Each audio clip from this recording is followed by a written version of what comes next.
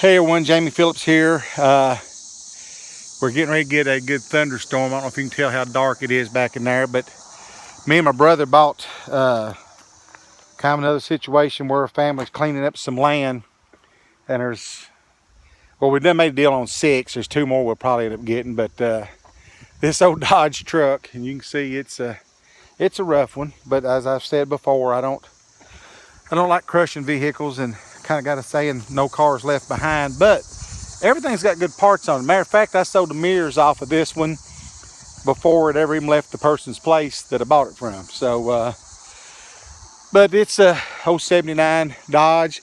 It's got tilt wheel, which is pretty cool. And there's some stuff on it, so it'll make a good parts truck for somebody to need a few things. And which we just chained it to a tree and pulled it off the trailer today because it was getting late. And I'll get all that unhooked, and we'll find another spot to move it around. But it's getting ready to start raining. And like, share, comment, subscribe. Thank you. Have a blessed night.